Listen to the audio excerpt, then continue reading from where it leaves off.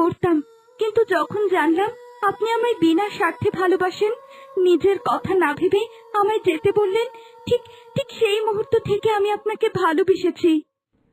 নীলকন্যা, রাজপুত্র।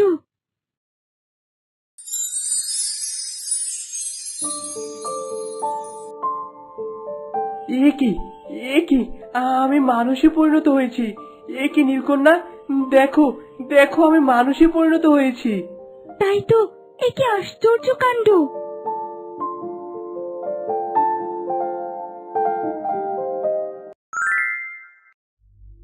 কিন্তু আমি কি করে মানুষ হলাম?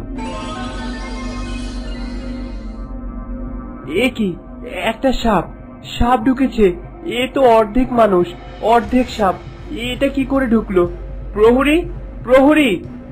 রাজপুত্র, ঠান্ডা হন। ও আপনার কোনো ক্ষতি করবে না। ও আমার শুভাকাঙ্ক্ষী। শুভাকাঙ্ক্ষী? একটা সাপ তোমার শুভাকাঙ্ক্ষী? একে তো দেখতেই ভয়ানক লাগছে। এভাবে বলবেন না রাজপুত্র। ও আমার আপনজন এবং মঙ্গলকারী। যাই হোক সর্পিনী, তুমি এখানে কেন? আমায় ডাকতে? তোমায় আলাদা করে ডাকার মতো ব্যবস্থা ছিল না, তাই এভাবে আসতে হলো।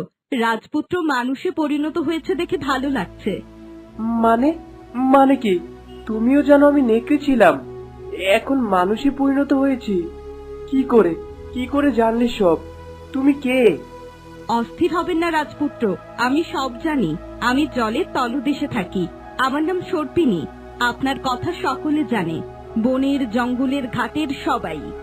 তবে এও বলো, আমি হঠাৎ মানুষ হলাম কি করে? নীলকন্যা একটু আগে আপনাকে কি বলেছে মনে নেই?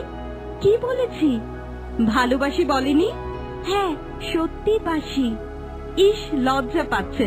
আসলে তুমি ঠিক যে মুহূর্ত থেকে রাজপুত্রকে ভালোবেসেছো, তখনই রাজপুত্র মানুষে পরিণত হয়েছে। তোমরা কি ভুলে গেছো কি কথা ছিল? কি? তুমি সেদিনই মানুষে পরিণত হবে যেদিন নীলকন্যা তোমায় ভালোবাসবে। এটা তো দুজনেই জানতে। তাই তো, এ তো একেবারেই ভুলে গেলাম। হ্যাঁ, আমিও জানতাম। ভুলে গেলাম কি করে?